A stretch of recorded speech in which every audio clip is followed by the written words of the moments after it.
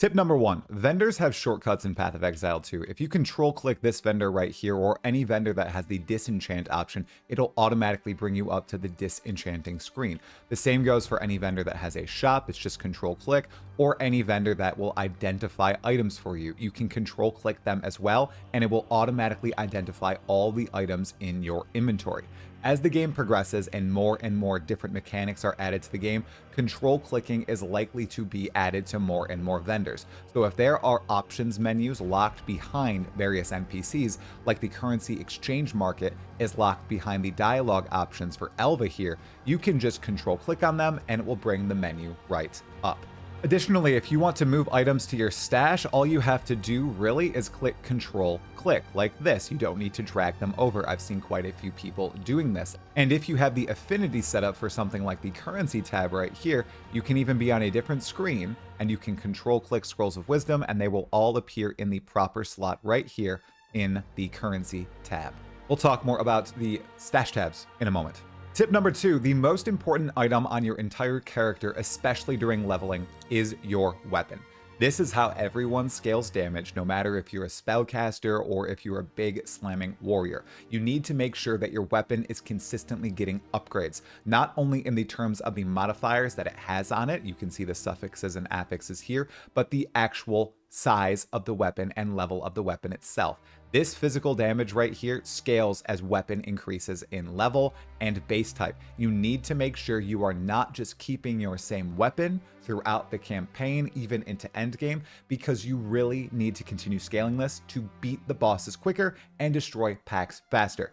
A lot of your other gear, the affixes can carry that gear, but your weapon, it determines how fast you kill monsters, and you need to continue pumping up those numbers. Tip number three, this one is pretty funny, but it's also very important. It is support gems. Everyone, new players, veteran players, people new to the franchise, I don't care who you are, make sure that you are adding support gems to your main skill gems. Do not hoard them. I have talked to many brand new players, including, yes, my father, and he was hoarding support gems. You should not do this. These are your primary ways to scale up these skills alongside what we just talked about, your weapon.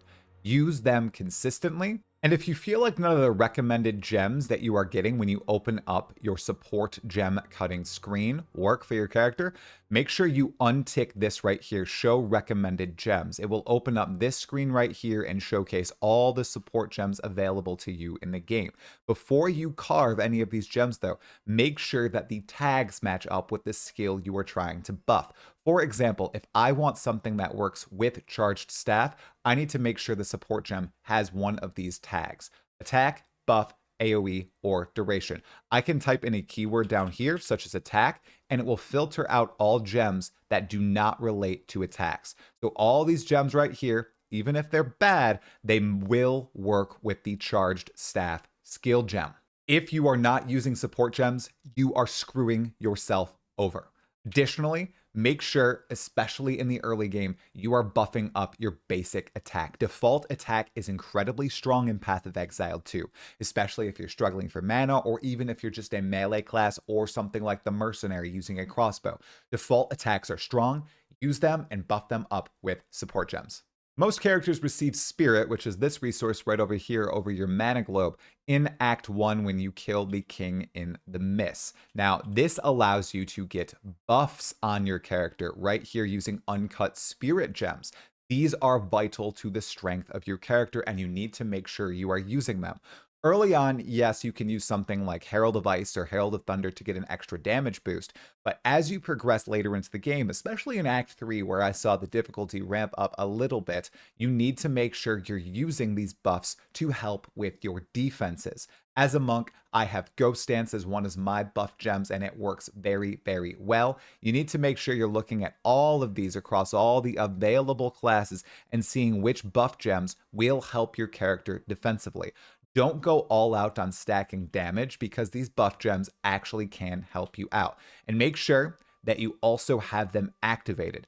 I've seen some people that I've helped out have the actual gems inside of their gem cutting screen, but the buff is not active. You can see right here, my spirit is showing us 37 out of 142. And when I click on this right here, right click, 7 out of 142. You need to make sure this is active or nothing will happen. And also be very careful about adding support gems to these buffs because it will increase their spirit cost. Do note only some gems add to the spirit cost. It will denote whether or not on the gem itself. And if you add too much of a spirit cost, the buff gem will not work. Tip number 5, some mana-starved or life-starved characters may find themselves running out of flask charges in prolonged boss battles. Did you know you can roll gains 0.25 charges per second or something similar to that roll on your life flask and your mana flask, so that passively throughout a boss fight that doesn't have adds, you will be gaining more and more flask charges. I personally needed this for the Act 3 non-cruel final boss fight, and it saved me. I kept running out of mana, but with this, I was gaining tons of mana flask charges. These are actually pretty easily rolled onto flasks, especially with the volume of flasks that currently drop. Just continue picking them up, putting on the orbs of transmutation and orbs of augmentation until you get this beautiful suffix right here on either your mana or your life flask or both. They sincerely help out, especially in those big boss battles. There is currently a stash tab sale going on right now, and I thought this would be a great time to recommend what stash tabs I think you should buy in Path of Exile 2 Early Access. In particular, I believe there are 3 stash tabs that are most important. If we navigate over to the shop right here, I can show you exactly which ones. The first is the currency stash tab to store all of your crafting and trading currencies. The second is the gem stash tab because you will be getting lots of gems throughout your playthrough, and it's great to have them all in a single place sorted. The third is at least one premium stash tab so that you can trade easily via the trade site. Using this premium stash tab, you can list a tab as public and then edit the trade values of each of the items within. I highly recommend you get at least one of these. If we're being smart, we just buy 4 for 40 points and use those for trading and storage purposes. If you have a little bit extra left over, which you should if you got the $30 pack, I would also recommend you get the unique collection tab, just because it's fun to collect all the uniques in the game and have them in a place where you can just take a look at them as you gain more and more of these items. I love seeing that there are currently 3 quivers in the game, that there are currently, what is this right here, 6 scepters in the game, that there's a ton of different boots in the game, and I have so little, and throughout, wow, only 2 flasks. And throughout early access, since I'm not really going into spoiler territory with a lot of my viewing, I am going to be surprised as I find more and more of these unique items. You can do the same as well. Additionally, it's not currently in the game yet, but as soon as a Waystone tab makes it into the game in the form of Path of Exile 1's map tab, I would definitely buy that as well because Waystones are an integral part of the endgame and you will be using a lot of those. I'm sure they will have a good way of it working in the game when they finally port it over. Tip number 7 is super short. It's the fact that your stash is shared across all your characters on the same realm. So what do I mean by that? Well, if you are playing on the standard realm, and you're not SSF, if you're in trade, all of your trade standard characters share this stash. If you're on hardcore trade, all of your characters share a different stash, not this stash right here, which is the standard trade stash. If you are on solo self-found, non-hardcore, all your solo self-found non-hardcore characters share a stash. And same with solo self-found hardcore. All of the stashes are split by those realms. You can't share between all the different game modes, but you can share between characters on those game modes. Tip number 8, another super simple tip that should help people who are having difficulty fighting bosses. Bosses have a little red wave that fly over them while fighting them when they are about to do an unblockable attack, signaling that you need to dodge, get out of the way, because it's going to be a big blow and it could one-shot you. So watch out for those little red waves and that little sound effect that occurs when the boss is about to do that big move. And when that happens, dodge. Dodge out of the way. Dodge out of the way, or just get hit like I do sometimes and die.